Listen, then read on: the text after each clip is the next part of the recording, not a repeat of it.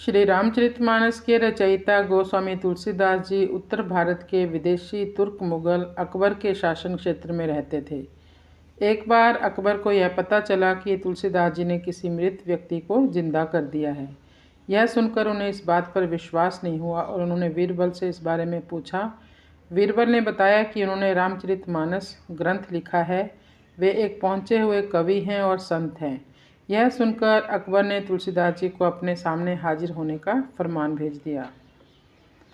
अकबर के सैनिकों ने तुलसीदास जी के पास जाकर कहा कि अकबर ने तुम्हें हाजिर होने को कहा है। तुलसीदास जी ने कहा कि मेरे तो एक ही बादशाह हैं, प्रभु श्री राम। मैं तो भगवान राम का भक्त हूँ, मुझे किसी बादशाह या लाल किले से क्या लेना देना है। तुलसीदास जी ने वहां जाने से साफ मना कर दिया। जब यह बात बादशाह को पता चली तो उसने तुलसीदास जी को बंदी बनाकर उसके सामने पेश करने को कहा। तुलसीदास जी को जंजीरों में जकड़कर अकबर के सामने पेश किया गया। अकबर ने कहा कि मैं बादशाह हूँ और तुम्हें नहीं मालूम कि एक बादशाह के सामने सिर झुकाकर खड़े रहते हैं। यह सुनकर तुलसीदास जी ने कहा कि मेरा सिर तो प्रभु श्री राम जी के सामने ही झुकता है, क्योंकि वे ही तीनों जहाँ के मालिक हैं। यह सुनकर अकबर क्रोधित हो गया और उसने कहा कि हम चाहें तो अभी तुम्हारा सिर कलम कर सकते हैं या तुम्हें बंदी बनाकर जेल में डाल सकते हैं। देखते हैं कि फिर तुम्हारे प्रभु श्री राम तुम्हें कैसे बचाएंगे। इस पर तुलसीदास जी ने कहा कि मेरे प्रभु श्री राम को बचाने की कोई आवश्यकता नहीं है मुझे, क्योंकि यह तो बहुत छोटा सा काम है।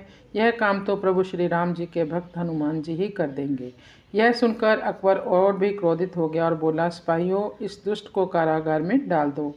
यह सुनकर जंजीर में जकड़े हुए तुलसीदास जी को सैनिक जंजीरों से खींचने लगे। तभी तुलसीदास जी ने हनुमान जी का स्मरण किया और उनके मुख से हनुमान चालीसा निकलने लगी।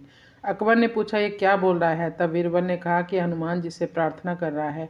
तुलसीदास जी हनुमान चालीसा पढ़ ही रहे थे कि तभी थोड़ी ही देर में वहाँ पर लाखों बंदरों ने एक साथ हमला बोल दिया। अचानक हुए इस हमले को देखकर सारे सैनिक घबरा गए और इधर उधर भागने लगे।